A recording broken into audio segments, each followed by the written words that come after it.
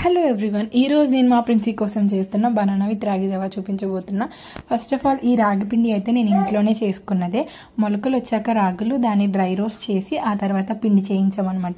ఆ ప్రాసెస్ అంతా పైన వీడియోలో ఉంటుంది, కావాల్సిన వాళ్ళు ఒకసారి చెక్అవుట్ చేసేయండి. రాగి జావా ఏంటంటే యాజ్ యూజువల్గా మనం ఎలా చేసుకుంటామో అదే ప్రాసెస్. సో మనం ఈ రాగి జావా చేసుకున్నప్పుడు ఏంటంటే దగ్గరుండి కలుపుకుంటూ ఉండాలి అండ్ సిమ్లో పెట్టుకోవాలి. గ్యాస్ హైలో పెట్టి దగ్గర లేకుండా ఉంటే మాడిపోవడం, లేదంటే గట్టిగా అయిపోవడం, లంప్స్లా అయిపోద్ది అనమాట. సో దగ్గర నుండి చూసుకుంటూ మనకు కావాల్సిన థిక్ కన్సిస్టెన్సీ వచ్చాక స్టవ్ ఆఫ్ చేసుకుని ఒక గిన్నెలో వేసేసుకోండి. అది చల్లారేలోపు ఏంటంటే బాగా రాయిపోయిన బనానా, పచ్చి పచ్చిగా ఉన్నది తీసుకోకూడదు బేబీస్కి. బాగా ముగ్గిన తర్వాత బనానా మీ బేబీ ఎంతైతే తింటారో అంత బనానా తీసుకుని స్పూన్ ఆర్ ఫోర్క్తో దాన్ని మెత్తగా మ్యాష్ చేసేసుకుని లంప్స్ లేకుండా ఈ రాగి జావలో యాడ్ చేసేసుకుని బేబీకి పెట్టొచ్చు. బనానా వల్ల ఏంటంటే రాగి జావకి న్యాచురల్ స్వీట్నెస్ వస్తుంది, బేబీస్ ఇష్టంగా తింటారు. అండ్ ఆల్సో ఇందులో ఫైబర్, కాల్షియం ఉంటుంది. మనందరికీ తెలుసు కదా, బనానా త్వరగా డైజెస్ట్ అయిపోతుంది, కాన్స్టిపేషన్ లేకుండా ఉంటుంది అనమాట.